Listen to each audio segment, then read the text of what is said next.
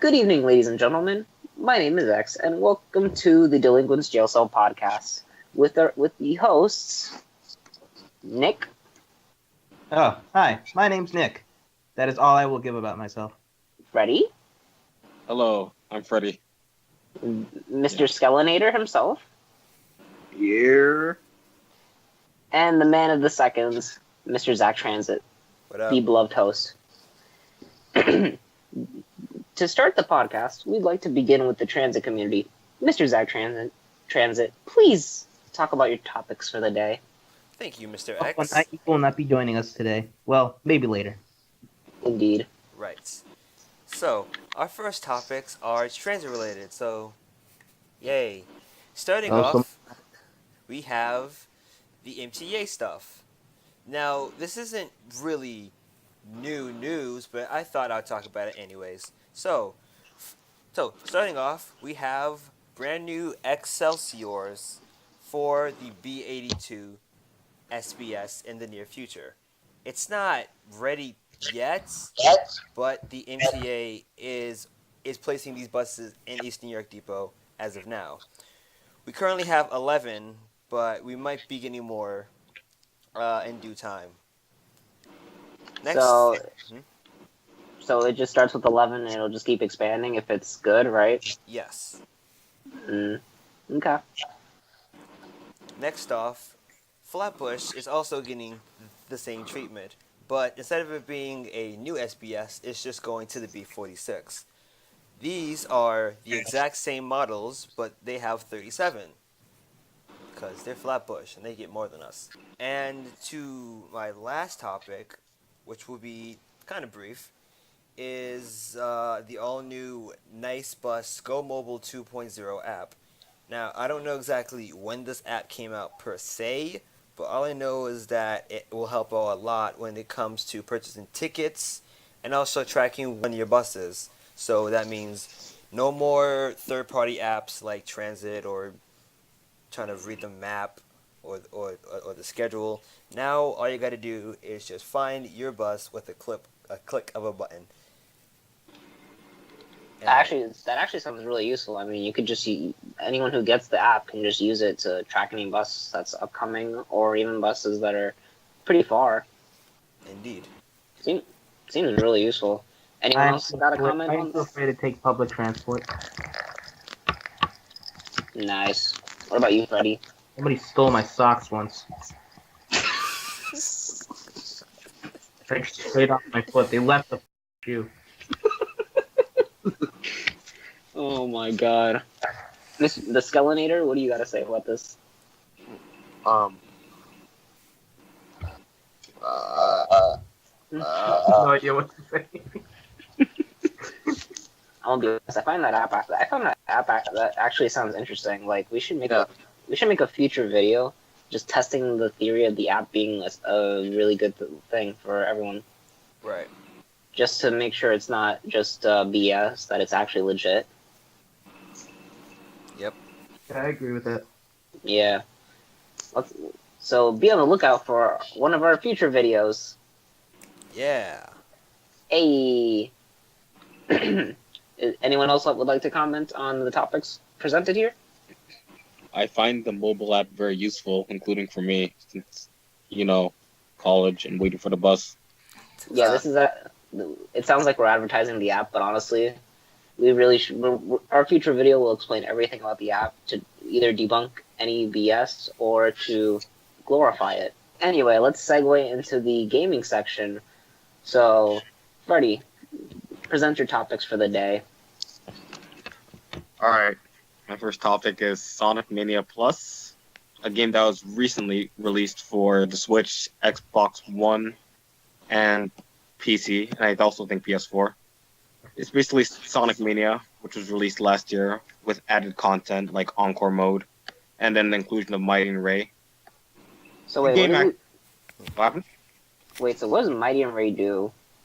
Yeah. Like their roles?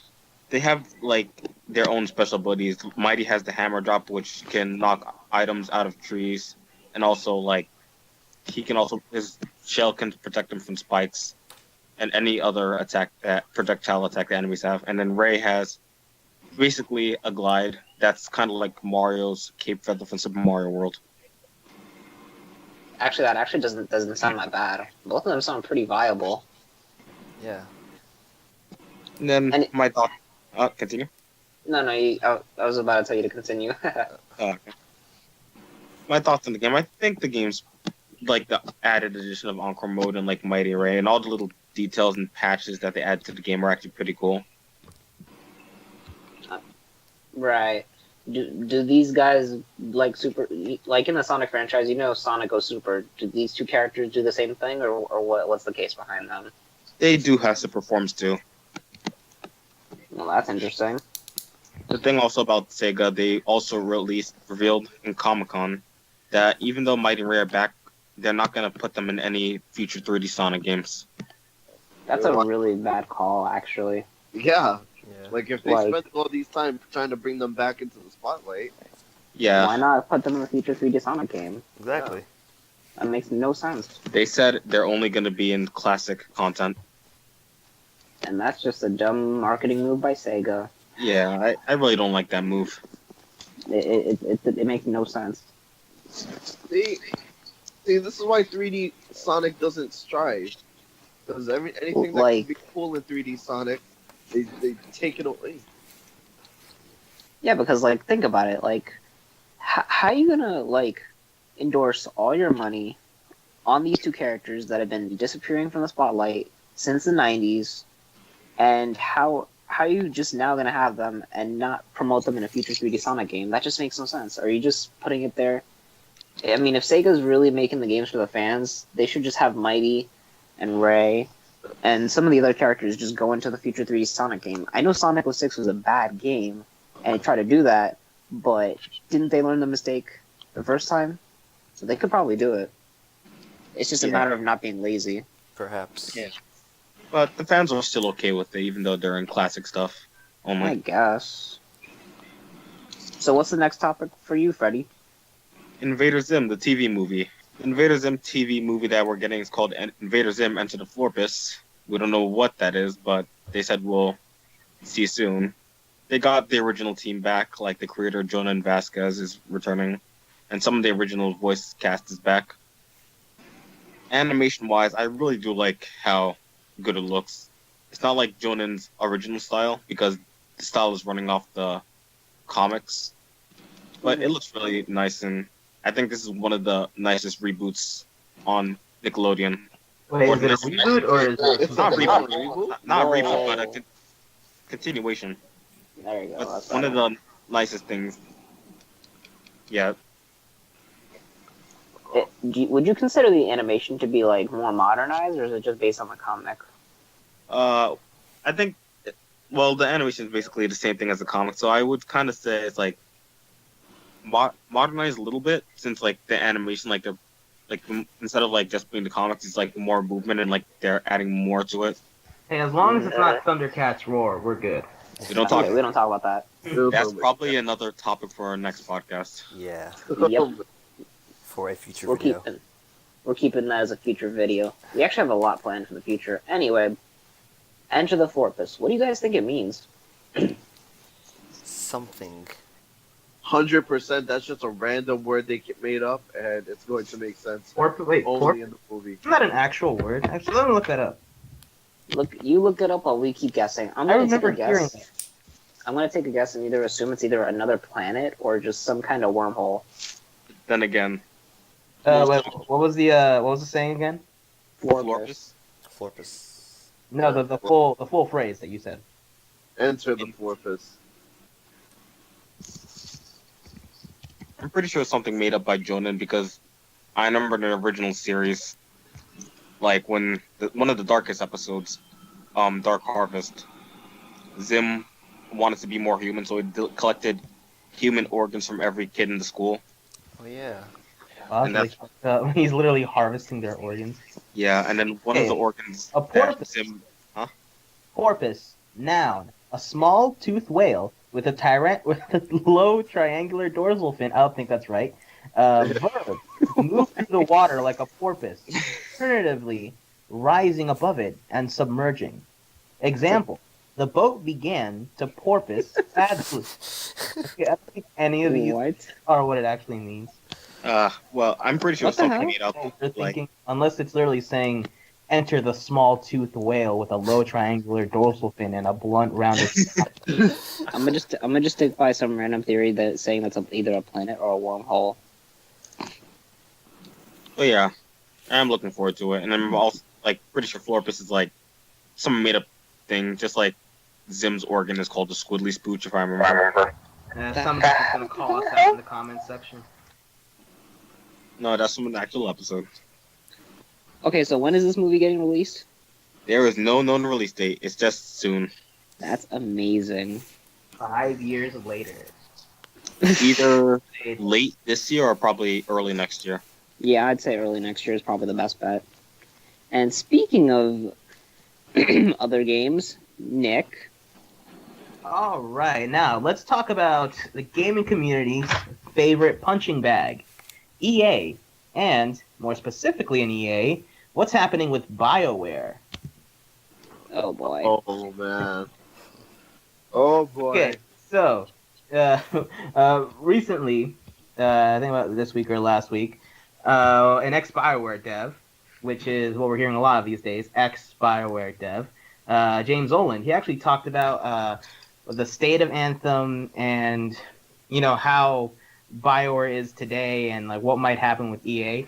Now, a lot of people think that, you know, due to EA's like increasing list of shutting down companies, basically serial killing them, like what we've seen with companies like Bullfrog Productions, Origin Systems, Mythic Entertainment, and, you know, the very sad departure of Visceral Games, who were making a story-based linear Star Wars game, which everyone was excited about. Then EA butchered it, and now they're making an open-world games as service, which we know what that's going to mean. That sounds very stupid. So, let's see, where was I? Oh, and let's also not forget what happened with BioWare Montreal, but we'll get into that later. So what James Olin says, like, he said he recently left BioWare, and he said that working on Anthem was one of the really highlights of his career, of what he's done. You know, he's had a lot of fun with it. What was that? I believe he recently left because he wanted to create more games. He wanted to have more creative, opportunities. And he wanted to create more. Like, I think it's in the D&D franchise that he's doing it now.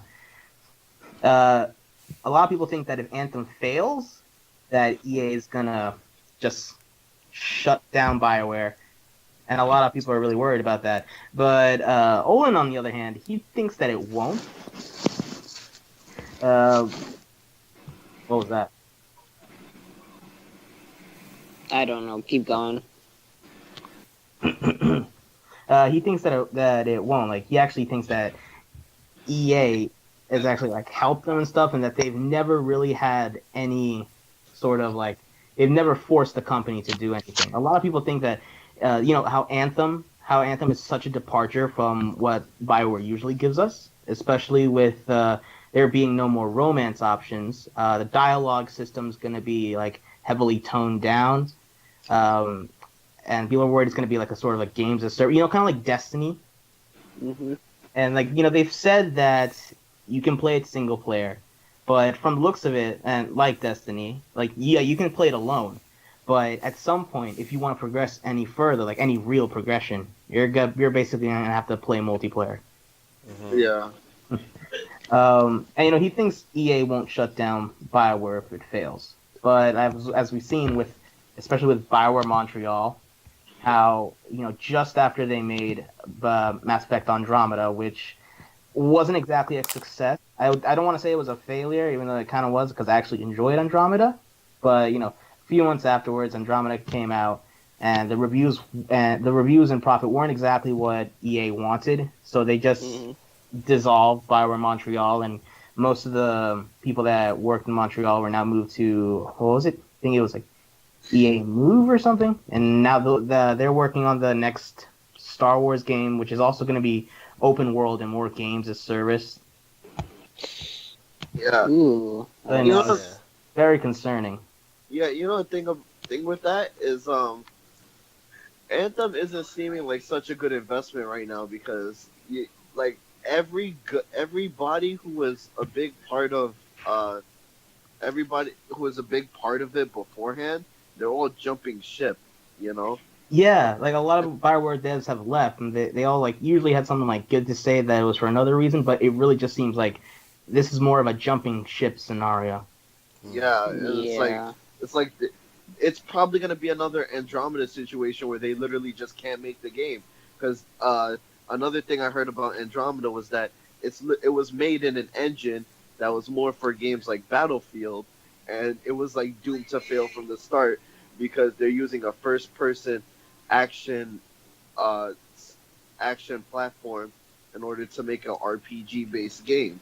So like from its inception, Andromeda was already doomed, so they had to completely remake the same thing because um, EA forces companies to use the same engine. So like how Andromeda was used to was they had to force the Frostbite engine to work when it was the Frostbite engine wasn't made for that style of game, but EA forces that stuff, you know. So Yeah, and I remember like during the years like before Andromeda came out, like a bunch of devs were leaving. Um, and they usually said that the game like it looks like it's turning out good. I remember there was like some conspiracy or like rumors how it wasn't, which I guess pretty much turned out to be true. And a lot of the time that people thought they were having in developing the game turns out like I think at least at like the halfway point or something like they had to overhaul everything, and that's how like they rushed out Andromeda the way it is now. yeah, they have to scrap like everything they was working on for the majority of the time of the development time. Yeah. But James, come back to the Frostbite. James also said that it was a struggle, in the early going. But now that the team members and production crew like they have more experience with using the technology, and now that they're going to be able to do better with it, like Frostbite, like I believe they used it with the Dragon Age Inquisition team when they were working on it. But now they have more experience using it, so I guess it could be better. I mean, the facial animations in Anthem definitely look good. And here's the thing: Anthem looks like it's going to be fun to play, but from what I've seen, it feels like there's just something missing. Like I don't feel excited for the game as much as I should. Like I remember I'd see Bioware come up on a screen, and I just get super excited because I know they're just going to tell an amazing story, have an amazing game with characters I can really get into. That's probably the thing. In all the BioWare trailers, we don't see anything giving even the slightest resemblance of an epic story or tale or anything.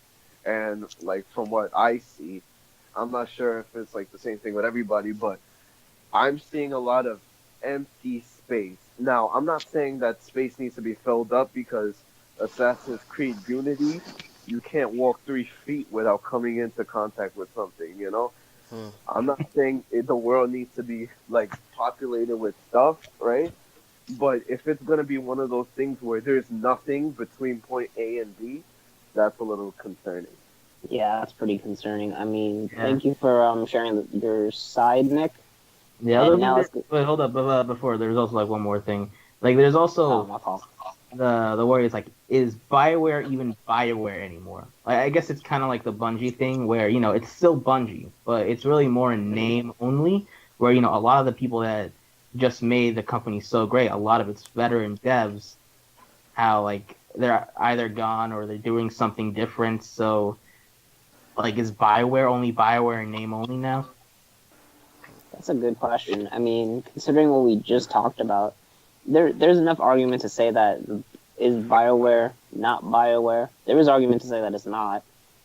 I'd like to hear your thoughts on this, Victor. Um, Concerning that, I'm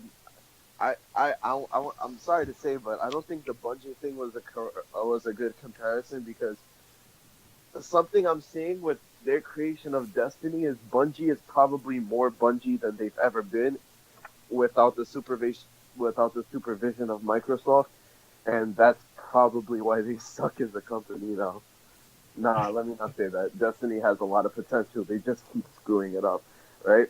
But on that, I think you're actually right. Like, I don't think BioWare can be BioWare anymore now that they have to be confined because we all know how EA likes their multiplayer stuff, and BioWare is, known for their single player stuff. Do you guys think there needs to be a combination of both properly so that it plays on both their strengths, or what? Can Yeah, you but- repeat the question? Do you think that both BioWare and EA should just make a game where it combines both their strengths based on single player and multiplayer? Well, I think EA should just stay the hell out of the way. But I mean, I know they're a business and they're into making money, but I mean, there's such thing as too greedy. Like, especially how they try to get away Yeah. with the whole Battlefront 2 loot box debacle. And Mhm. I remember at the E3 conference, almost like every game they showed, the announcer said, and there will be no loot boxes. No, not loot boxes. No, like microtransaction, pay to win or something. And people clap. But I mean, it's kind of sad because that's not something you should brag about. That's something that that shouldn't Yeah. be there first You place. should. But you know what? I actually have like a really strong opinion on loot boxes. You know what?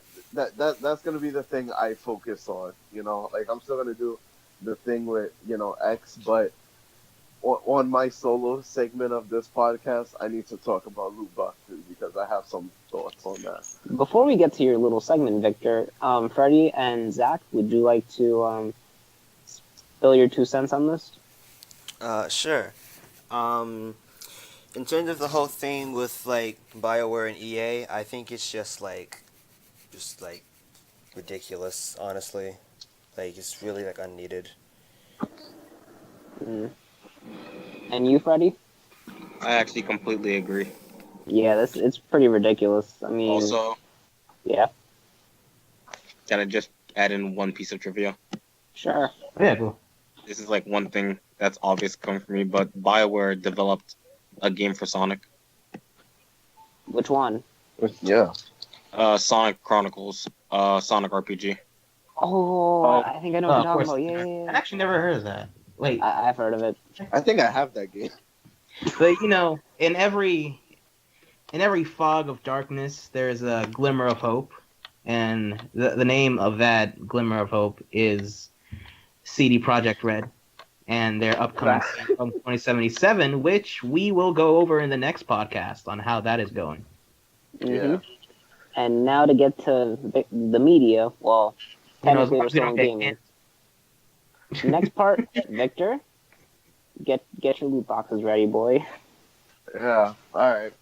So, my thing on loot box is actually going to be radically different from everybody else's point. But the thing I'm saying is, I prefer no loot boxes. Let me get that out the way, because y'all already know I'm about to defend loot boxes. Right? I don't like loot boxes. I feel like we all share that. Yeah, I would prefer they were never in games. Period. Yeah, and here's my But- thing. They say like it's okay as long as it's cosmetics only. But here's the thing about me: when I play a character, especially if I can customize them and stuff, looks are important to me. I want my character to look awesome. I feel like it's Yeah. only okay Yeah.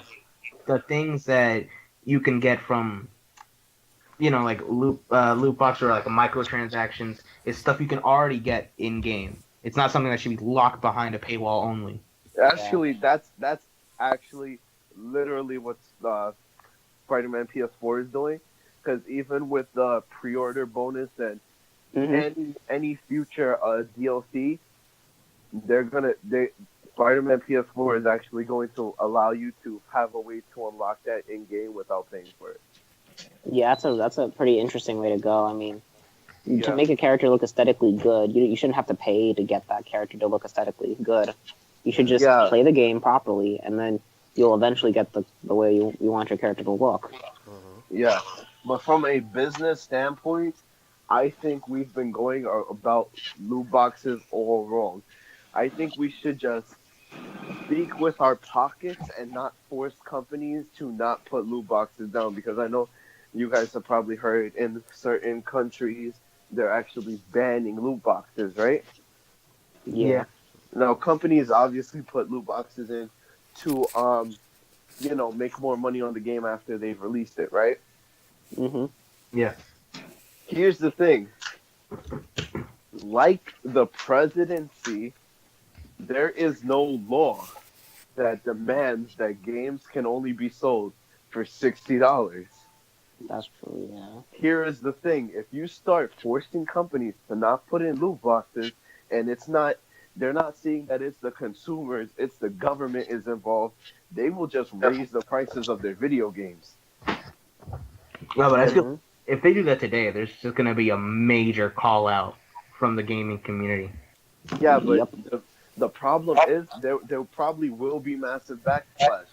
But the game that they do it to is a game I will probably want to play because they will only overprice a game like that if it got like some content or if it's interesting at the very least. Maybe they even do it to Anthem. I still want to experience Anthem, whether it's good or bad, before I make a decision. Problem is if they overprice it because they're forced to not put in loot boxes, and this is EA, so they've already got hit with this, and they may be scared of loot boxes, so they might just raise the price. Freaking, I might not get to play Anthem because it's overpriced. And Mhm. even if I have to wait for the price to go down,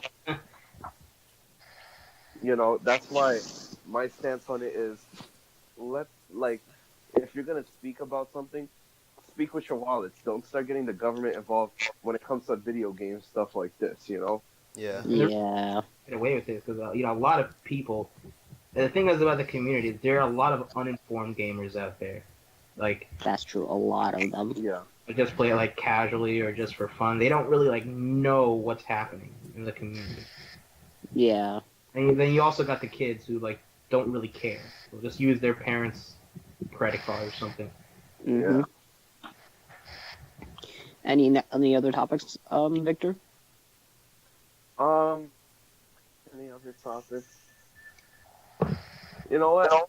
I do have one. Okay. Let me say it like this. I had one, but my memory is like getting kicked in the chins right now. Nice. So I'll come back to my topics, but you go first.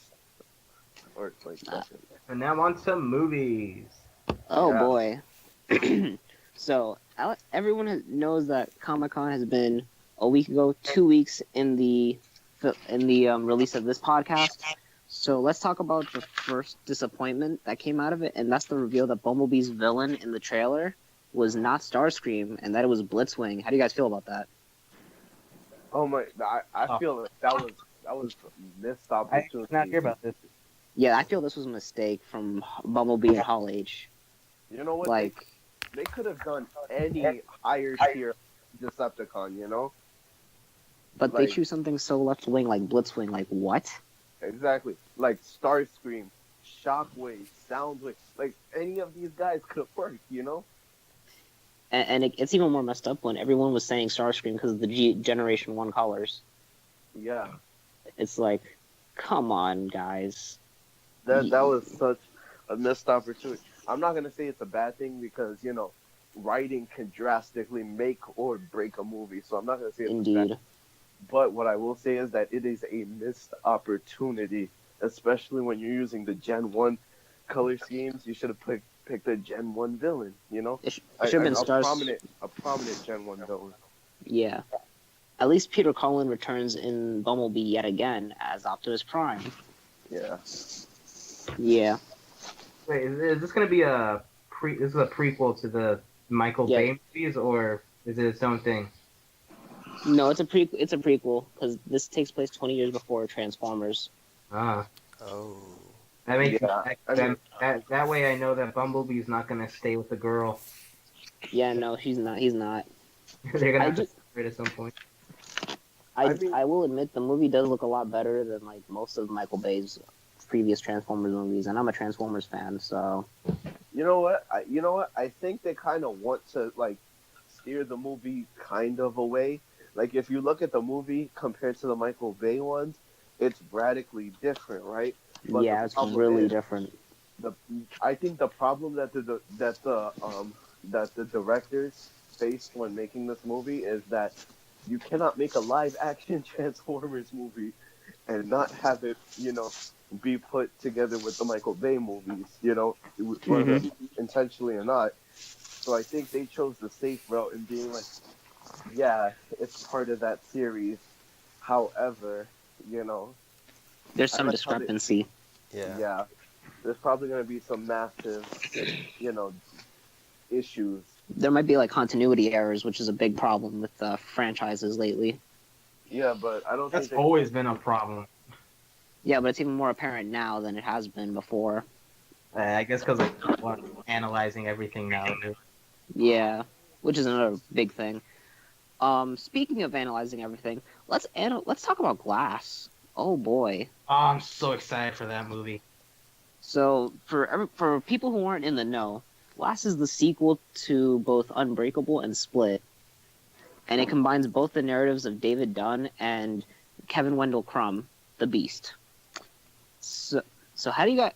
What are your thoughts on the trailer, guys? Like going into depth. I was not expecting them to just off the bat show all three of them together. facts, right? I thought it was actually a clever move. Actually, I mean, it makes sense given the synopsis they revealed, since they said that David Dunn is hunting or looking for the Beast, and this was kind of hinted at in Split, especially at the end. Is it called the Horde? Like, just in general, I know the Beast is one of them, but like his he like, is also called the Horde. Yeah. Yeah. Like, I think it was more unexpected than it was unwanted. Like, now when you see that trailer, right, and you see everything, you cannot say it's unwanted, but it was yeah. I think it's unwanted. That was definitely wanted. That was fucking awesome. It was definitely wanted. It was also definitely unexpected, which is the biggest shock of them all. Exactly, because the movie is called Glass, right? And to be honest, when I first heard the title, I thought it was going to be a prequel, right? When I found out it wasn't a prequel, that it was in fact a sequel, I was like, oh, so it's going to focus on the David Dunn and Mr. Glass storyline from Unbreakable, and then, you see the freaking Beast in the... I was like, oh, let's just say I am the hype right now. It makes sense. I mean, think about it. You have two bad guys teaming up, and it's as you said at one point, or well, before the podcast even began, where how in Unbreakable, Mr. Glass was looking for the perfect hero, for the opposite of him, which is a hero. Oh yeah, wait, look, let me elaborate on that so that the audience could get caught up on exactly what happened. What I said there. Mm-hmm. Like, what I said was, okay, he was following the comic book standard. As anybody who's watched Unbreakable knows, Mr. Glass was in fact looking for his opposite, right? He was looking for his arch nemesis, right? In this movie, it seems like he is going to take that to the logical next step. What do you do to your arch nemesis? You try to defeat them, and I think we're going to see Mr. Glass in his full villain glory now, because in Unbreakable, we could tell, like, at the end he was the villain. Everything came together at the end, right? But he didn't seem all that villainous throughout the movie because he wasn't openly antagonistic towards David. However, after the events of Unbreakable, we get to see the mastermind that is Mr. Glass with actual, like, antagonism towards David. Yeah. So that's going to be interesting to see.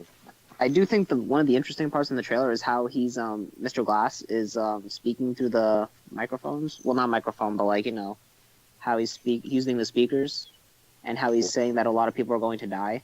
And they're all in a psychiatric facility. So my best guess would be that aside from the big team up that was teased in the trailers, they're going to do something that'll allow them to take complete control of the institution, have David imprisoned, and have the Horde, the Beast, be taken out as like a huge threat, and it'll be all a part of Mr. Glass's master plan.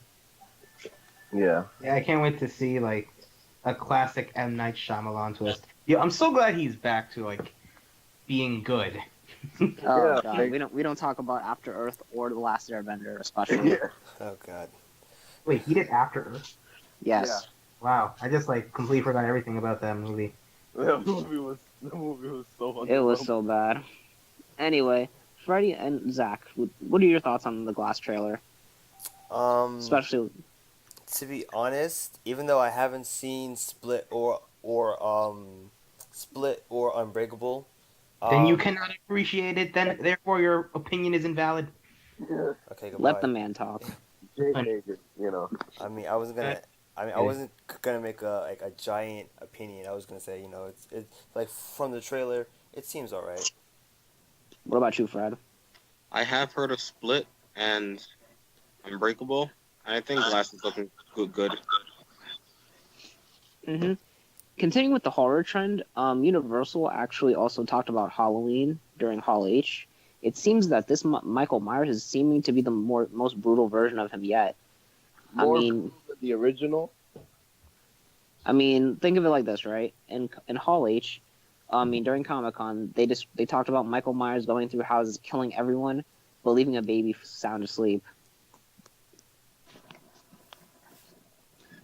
And considering the trailer that dropped from Michael Myers, when he's in the bathroom and he's trying to get to the stall with the woman, and he drops like all these broken teeth, it actually makes sense that Michael Myers would be a lot more brutal in this variation. Yeah. What are your thoughts on the new Halloween movie? By any chance, no takers? I mean, well, let me say this. I haven't actually seen it yet, so I can't have any opinion on it. Michael Myers is my favorite campy horror movie villain out of all of them, right? Mm-hmm. And let me just say that Michael Myers, compared to all the other ones, barely has bad movies. To be completely honest, I don't think it's gonna be a bad movie. Yes, I know he's like more brutal, but the thing is, I want Michael Myers to return to basically being a freaking ninja. Like he was never not brutal, right? But Yeah. in the original movies, he was at his most intimidating when nobody knew he was coming for you, but he wasn't like a small dude, you know?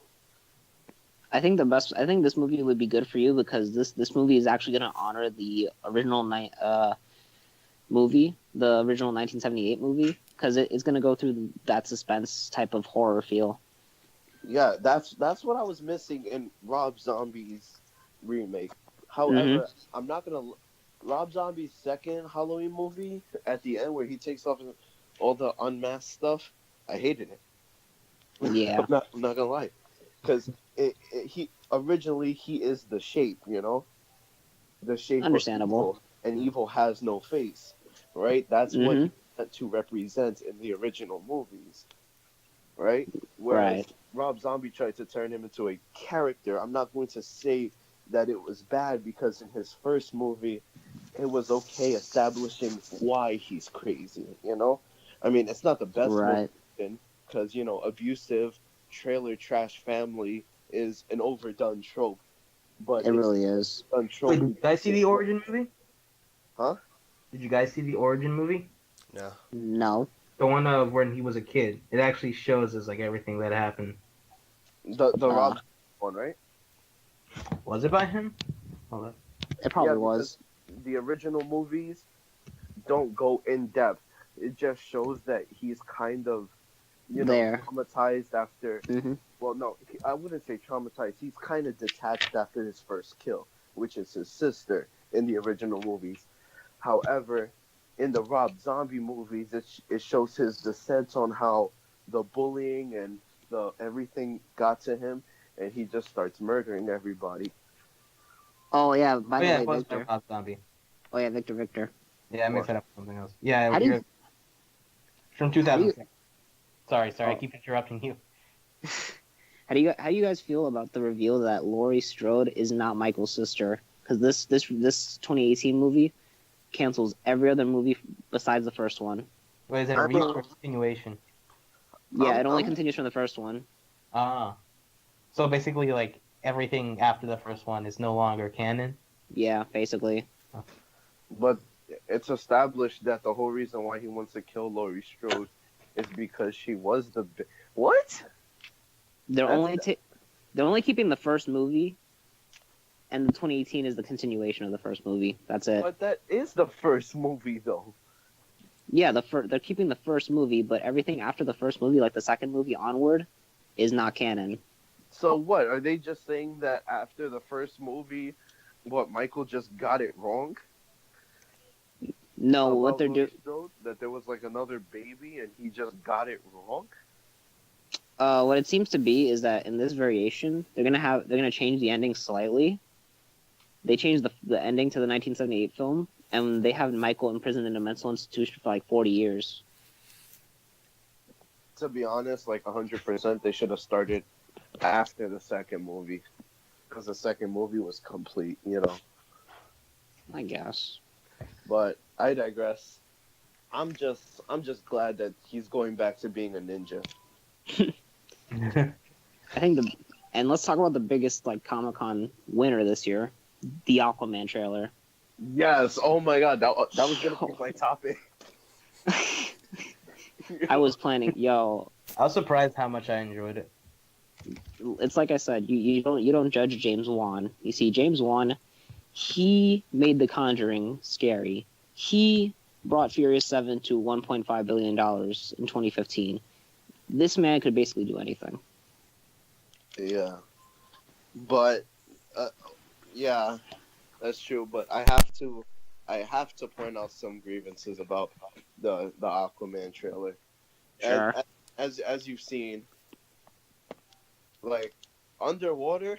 First off, big improvement over freaking Justice League. Right? Oh yeah, definitely. Humongous improvement. However, right? Mm-hmm. It looks like they're playing with his backstory. They're trying to make him. They're trying to make him cool, but I think they're going too cool, right? Like Well, it's given possible that a lot of people didn't really consider Aquaman cool like at all, even though he was pretty cool in my opinion.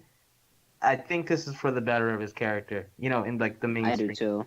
kind of way. Yeah, but the Jason problem is like perfect for what they're trying to go for. is the actor whose name I'm forgetting right now for some reason. Jason Momoa. I just said it. Yeah, he is too. You know what? In order to get the point across, I'm going to have to use the words of a girl I know, right? This dude is sexy incarnate. Right? Yeah, my mom's definitely excited for Aquaman. Oh my god. Right? But as you can see, he got like the perfect body, right? Mm-hmm. How am I supposed to connect with this dude at all? I think that was the reason. I think How they do you knew that was a. connect to Superman or Batman? No, because even in in the Superman movie, they try to humanize him, but I feel like they did that in the wrong way because in Man of Steel, right? Mm-hmm. He's like he basically like rules above the humans. I'm not saying he literally does that, but that's the feeling you give off. He has to protect them because humans are weaker. When real Superman would never think that way.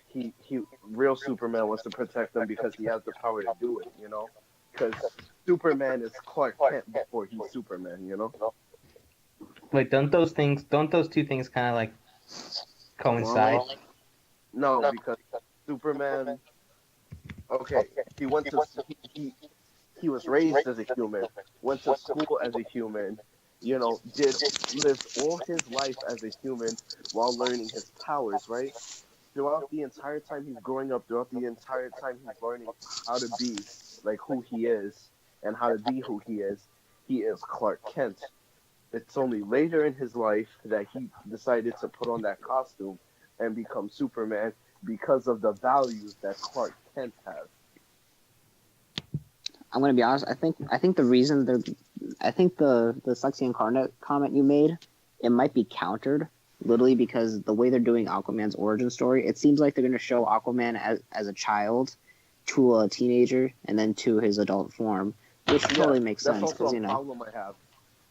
Well, I Oh, like. really? I love it when they basically give us like a sort of overview of the character's life before he finally grows up. I think I know why Victor like has a problem with that because we see it in every other movie. We've seen it in almost every other DCEU movie. Yeah, 'Cause- and anybody who knows Aquaman comics knows that he wasn't always Aquaman. Yeah, Like, so this- basically that's almost the- nobody. Yeah, this is what I was talking about. This is what I was talking about with him being too perfect, right? Because it Mhm. seems like he's always been Aquaman, you know, even when he was a kid, and he was the perfect guy, right? Yeah. This is fundamentally wrong because one of the biggest plot points about Aquaman's whole inception was the fact that he had to come to terms with being the king of Atlantis after living his entire life as he knew he had powers, right? Mhm. But barely. He didn't know the full range of what he could do. Besides, and this is actually wrong, but he talked to fish, right? Yeah. If you know Aquaman, you know that that's a factually incorrect statement. He can't actually talk to fish, but you get my point. Mhm. Hmm. I think they're trying to go for that angle though in the trailers because they do show that like in the emotional scenes you have Aquaman saying he might not be fit to lead Atlantis. So I think they are going with the New 52 route, and that's totally understandable because Jeff Johns before he got axed from leading the DCEU, which is now called the Worlds of DC, he actually did have a hand in the story for Aquaman. Yeah, that's another problem I have. How I'm supposed to have an emotional scene with the most the most perfect guy in the world? Like, how are you gonna say that you're not fit to rule Atlantis when you look like? Come on, my guy. Well, appearance doesn't really have anything to do with your ability to rule. Yeah, that's true. That's not really a valid Yeah, point. you would say that, right? But then you look at him, and then you're like, who else? Because here's the thing, right? Well, let's see who else. I don't know. Somebody who understands political relations, somebody who can lead, somebody who knows how to command an army, Everybody judges somebody books who's by able the to cover. stay level-headed in an intense situation in order to make sure the outcome is favorable to him and his people. Yeah, but what Yeah. about his character, even in Justice League, has shown us that he is actually incapable of leading or working together on like even then he was able to work on a team, right? In Justice League. Yeah, he was So able he to work knows- on a team. He knows basic teamwork. He's sociable, right? Because it's not like they hated him, right? Yeah. Nah, Yeah, but in this good. movie, it seems like it's him discovering that he's capable, or at least having to rise up to the fact that he needs to the occasion. rise question. up to the occasion. Question: is this going to be before Justice League? Actually, they confirmed it after. Okay, then here's the problem. Do you guys see now? I think Not really. I think I know where they're trying to go with it, but honestly, I think we're gonna have to need more trailers because basing it off of because these problems are pretty prevalent, but I think with later trailers they might be patched up a bit. Yeah, and another thing, I'm biased because I'm a freaking comic book nerd. So I see, No, I am see too. a I lot understand. I see a lot of inconsistencies, and they may actually do it right. I'm not going to sit here and say that changes to the comic book source material aren't good because something I love is the Sam Raimi Spider-Man films. Oh but hell yes! But he can't shoot webs. His webs aren't organic in the Yeah, they're comics. web shooters. Actually, at some point in the comics, they did become organic. But Yeah, I don't because know, he I got don't the remember powers if from the that's other. before Yeah, or but- after the movies. In the comics, he also became a freaking spider. Okay, anything could happen. But Yeah. we're talking about for the most part, right? But I love the Raimi films. Mhm. Yeah. I also think that there were also some Black Panther comparisons with Aquaman, and I mean I understand So, yeah, why he's because basically underwater Wakanda. yeah, that's what I've been hearing. I mean I could see why they say that, but the audience has to understand that Aquaman was also in development when Black Panther was in development. There was no way either studio would have known that they were going to do the same thing. Facts. So like that's a big thing. And people are going to assume that DC was trying to copy Marvel, when in fact, when Batman vs Superman was announced, literally Kevin Feige literally was going to do Captain America 3, Serpent Society, as opposed to Civil War, and then he changed it. Yeah, but nobody talks about it because Civil War was better. Okay, Civil War was not a good movie. I can rant about that another day. Bro, I will punt your throat right now. I was about to You're say, saying like, you're saying Batman v Superman: Dawn of Justice was better than Civil War. Actually, no, they're both bad. I just think Civil War, as a movie, it falls apart on the story department, but not nearly as badly as Batman versus Superman. Because Bro, we're Batman gonna vs get Superman has so many Martha. dislikes on this video. Okay.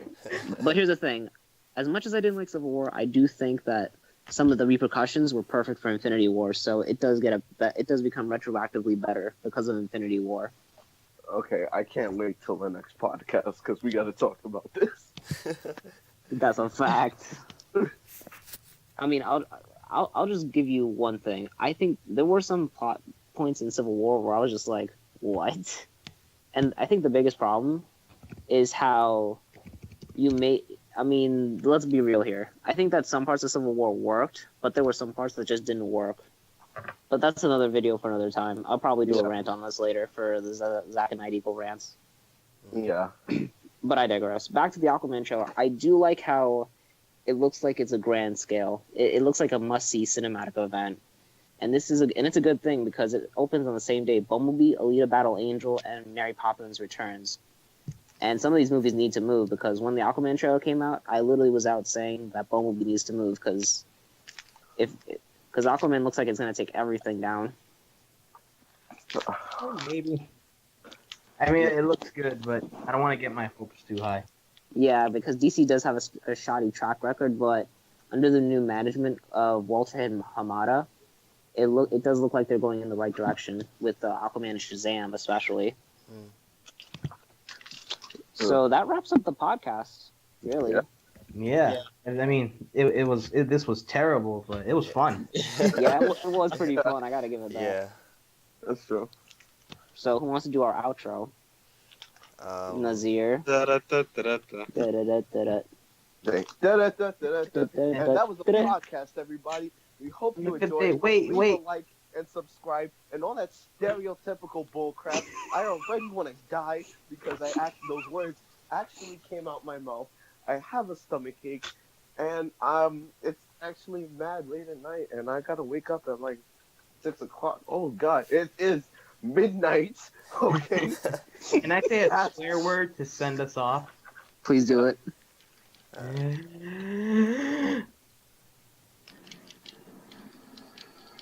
Yeah, I can't think of a good one right now. Nice. I could think of one. What? I could think of one, but I don't want our channel to get the video to get banned or taken down by YouTube, so I'm not gonna say it. I think I know got the what perfect you're word. going to say. All right, I got the perfect word, right? Say it. Thundercats roar. Third one. Third one. All right. Zach, you up and the video. Oh, me? Yeah, send the put a bang. Okay. Stay tuned next time in our next podcast where we will talk about even more intense topics, and we will have this whole thing completely organized like a file cabinet instead of it being kind of messy and like this echo that's kind of talking over me right now, which is just myself. So technically, I'm talking over myself, which is kind of weird because I'm being rude to myself. But anyways, we will see you guys in the next video. Peace. Later. Peace. Oh man.